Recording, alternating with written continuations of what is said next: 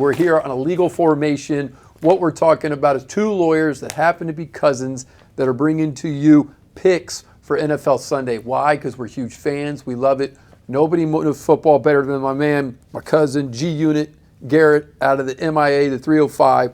Bottom line, we just finished sending our last emails, our last lawsuits, reviewing Discovery. We're exhausted, so we want to have a little fun, to break it up, to throw a little content. We're going to pick. What are we picking, G? We're picking the primetime games and the Bucs and the Fins games now each why, week. Boom. We're picking primetime, and why are we picking Bucs Fins? Number one, you got a Tampa cousin, Bucs fan, lifelong, from the 813, and we got G Money. When I point to you, you go, just like Moneyball. Miami Dolphins fan. Miami Dolphin, born and raised. So we got the family out of Miami and out of Tampa, so we're going to pick those games every week. From a legal perspective, well, we're going to cover legal news as it impacts the NFL, try to stay with it, give you a point of view from lawyers, what we think that impacts. We don't know about the games. What are we, bookies? No. But the bottom line is bring you some legal content, some legal news on the games as well, teams, etc., because it's always in there. People are captivated. All right, G-Money, starting off, we got Ravens, Chiefs. That's the September 5th, 8:20 game. That's Thursday prime time. What do we got, cousin? First game of the season. I think you got great matchup here. Ravens, Chiefs, always been good the last few years. Two great coaches, two great quarterbacks, Lamar Jackson, Patrick Mahomes. This is must-see TV, first game of the season. The line from the Hard Rock sports bet is the Chiefs are at home, so they're minus 3 points. All right, as much as I love the Ravens, I think they're a tough team, great team. I just think the Chiefs at home, opening night, Mahomes, Kelsey, they're going to get it done. I think they cover the 3 points. It's still going to be close. It's probably going to be between 4 and 7 points, but I like the Chiefs to cover to start the season. Garrett made a good point. We're taking the lines off the Hard Rock, and why? Because we got the Hard Rock right in our back door and one in Miami, so that's where we're going to be pulling our lines. Obviously, they're subject to move. Cousin gave me a lot to think about with the Chiefs, but guess what? Spoiler alert, the Chiefs ain't the same back-to-back champs this year. Am I saying that based on anything? No, I got no idea, but I do know this. In the last 3 years, they haven't been able to throw the ball downfield. I think the Ravens box them in. I think they make them play between the 20s. I think Lamar comes out. Yeah, he's dropped a lot of weight. I don't know why, but guess what? The guy's out of South Florida, so he's one of our guys. I think he goes in there. Nobody's scared of the Chiefs. Look what happened last year, and I got news. They're not playing in the fall or winter when there's snow and it's 20 below and Michael Irvin's got the scarf around his neck and he's freezing and he can't feel his fingers. It's going to be hot. The Ravens are coming in. They're not going to be intimidated. I think they're going to punch Kelsey and Taylor Swift dead in the nose. They're going to put up points. I agree with it's going to be a close game, but I got the Ravens with the spread.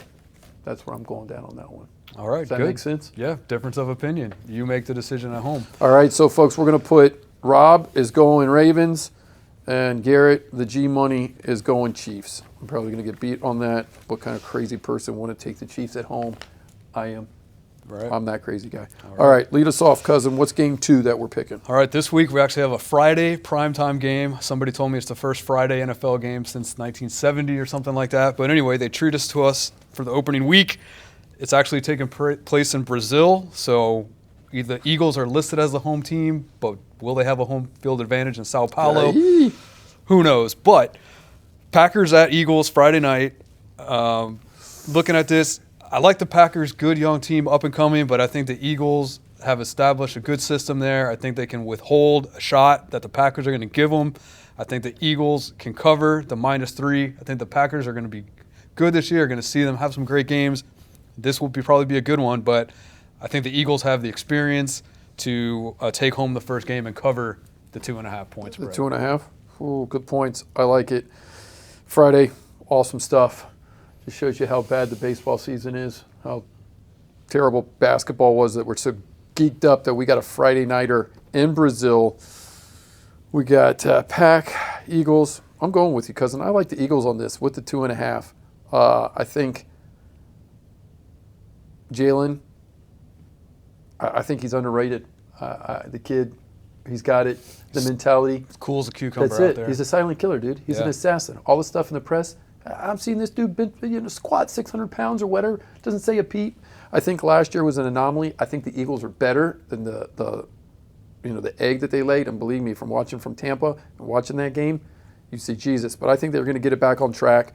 I think the Packers are going to get a dose of, they got the stud, got the bag, got the money, the quarterback, the young kid, Love, right? Yes. That just absolutely got paid this year. But I think they're going to find out this ain't Dallas and it ain't the playoffs. Eagles are going to be ready for it. I'm taking the Eagles with the -2.5 from our friends over at the Hard Rock Tampa. Don't forget the Eagles have Saquon Barkley now as well to add to that offense. So the rushing and the passing attack is looking good. Good point. The big fellow with the giant thighs and legs about to run off tap. Well, actually probably between the tackles. Right. All right, I like us. So what's the next game then on the list? Ooh. Next game, we Jaguars, go to Fins, right? Sunday, September 8th, and we have the Jacksonville Jaguars at the Dolphins. Hard Rock right now has the Dolphins favored by 3.5. My inclination, partly because I'm a homer, but also because I think the Dolphins' offense very explosive, especially in the beginning of the year when the weather is warm. We'll see how they do in a few months from now, but I think Dolphins at home with that offense, McDaniel's got them clicking, Tua's clicking, Tyreek Hill's probably going to score a touchdown. Jaguars are trying to make a name for themselves, but I just think they're going to run into too much of a juggernaut on the first week. And I think the Dolphins cover the 3.5. I agree. Dolphins cover 3.5. Tua's out there talking shit about the old coach. You don't do that unless you got a lot of confidence that you're feeling good. Tua's going to tear them up. I'm going to go out on a limb and say I'm taking the Dolphins, and I think they're going to blow past the 3.5 because they're at home. It's going to be about 120. I get it. The Jacksonville boys are used to it. But unless Lawrence comes down there and lights it up and gets in a track meet with the Fins, Fins are taking that, even giving them 3.5. All right. Look at that. So the Cousins are agreeing 2 out of 3 so far. All right. I think we might be in agreement on this next one. We have the Washington Commanders at the Tampa Bay Buccaneers. Let's go, Bucks. It's a little Sunday matinee at 4:25. Yeah, baby. Current line is Bucks favored by 3.5. I just don't think the Commanders are very good. They're going to start a rookie quarterback down in Florida in the heat. Tampa knows how to take advantage of that. I think the defense is going to bring the pressure for this young guy. Meanwhile, on the other side of the ball, you got Baker Mayfield. We saw him play his heart out last year. I think they're going to make a statement game. If I had to pick this line, I would have had it on my own. I would have had it way higher than 3.5. That's Tampa crazy. by like 5 or 6.5. So Hard Rock knows what they're doing. yeah, I'm all over Tampa to cover the 3.5 against Washington. You know I'm going Bucks. Bake's going to bake. Kid's had an unbelievable, I say kid, he's already been in the league forever, but unbelievable preseason. Looked good. Keep in mind, last year was the first for him to kind of get that uniformity with the team. You've got 2 of the best wide receivers in the league. You got a tight end that can flat out catch.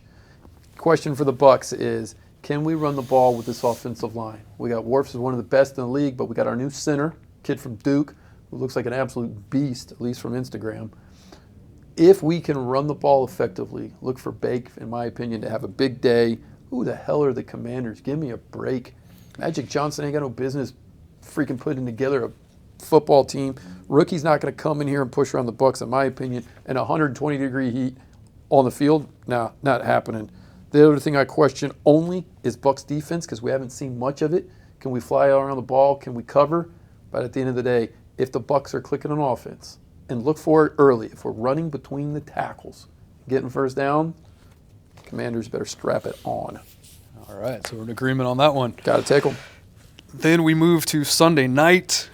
First Sunday night game of the year. They're giving us Rams and Lions. Lions, tough one. I can only imagine they're doing that because Jared Goff used to be on the Rams, and now he's having success with the Lions. Do you got the guts to go away from Detroit here? You got the guts to go McVay? The encyclopedia, by the way, that guy should be a lawyer with his memory out of control. Yeah, I just not that impressed by the Rams as much as I like the coach and some of the pieces that they have. I just think that the Lions are primed. I think the Lions are going to carry this momentum on opening night. They had a great year last year. Everyone's excited again in Detroit for football. The crowd's going to be rocking Sunday night. I just don't think the Rams are going to be able to step to the plate in prime time this early in the season, take on Detroit. I think Detroit's going to have the game plan. I think Dan Campbell's going to have these guys fired up on the first night. And I think they take advantage. And I think they covered against the Rams at 3.5. I think you're going to see the Lions cover. Dude, look how good this league is. Everything that we're picking is like 2.5, 3, 3.5. I mean, you're talking about the greatest athletes in the world, right? Here's another one that's 3.5. My big issue there, which you topped on, is that Rams got to fly. Got to get themselves to Detroit. They're coming all the way over. I don't like opening in Detroit. It's going to be hostile. It's going to be loud. I think they got one of the best coaches in the league in terms of players playing for them. I think they got a little taste of that playoff. I think they know that they probably had a little bumble issue there at the end in the fourth quarter. And I think they're coming to rectify some sins. So I'm taking the Lions at 3.5. The only concern I have there is Stafford. Kid gets hot.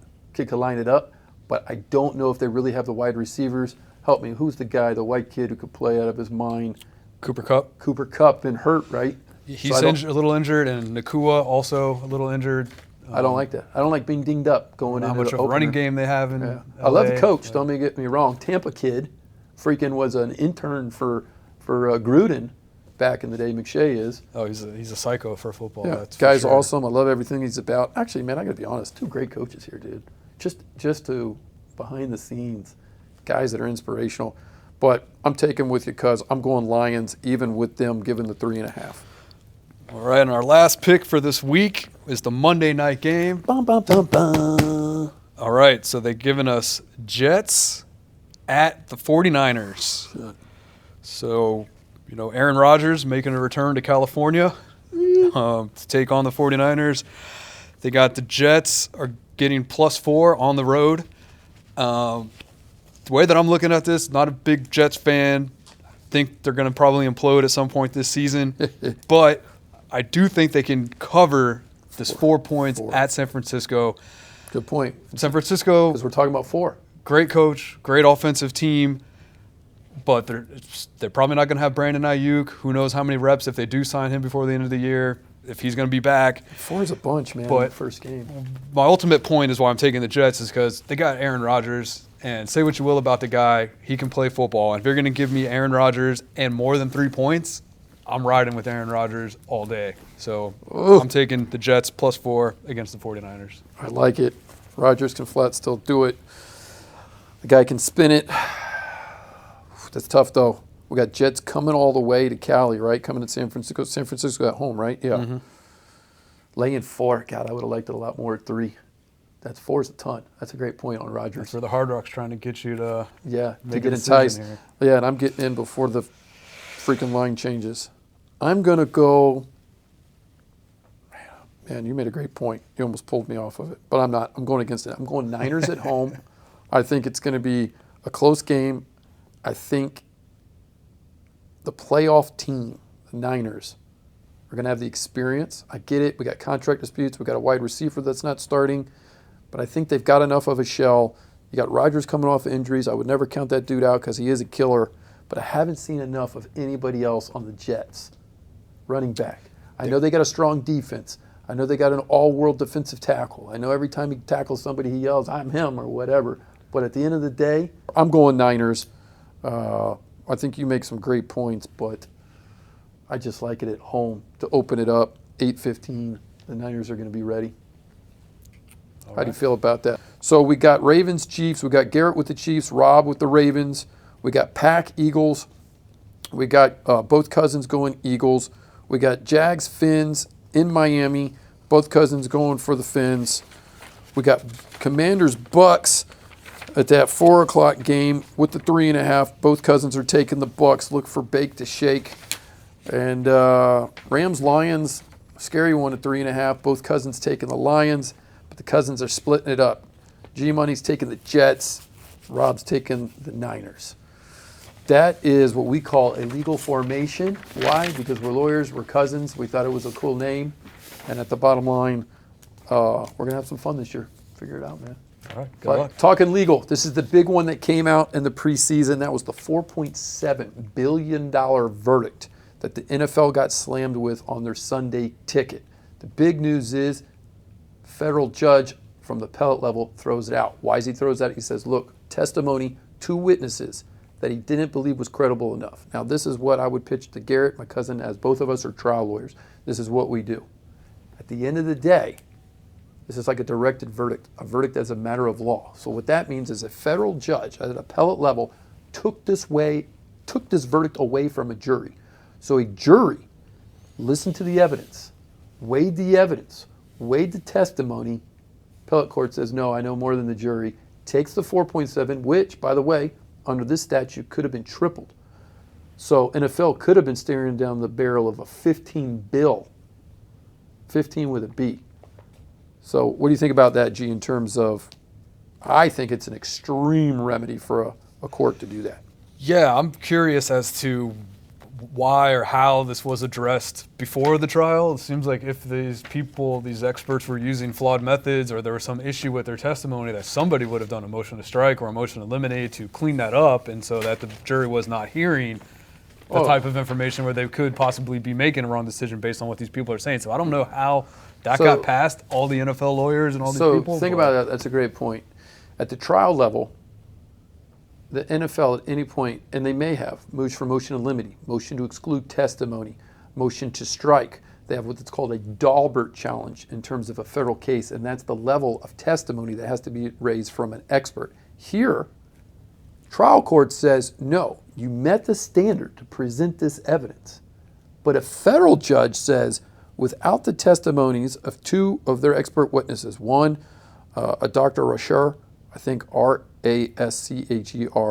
and a Dr. Zona, no reasonable jury could have found that the class-wide injury or damages. So that means basically you couldn't prove the damages aspect based on your expert testimony.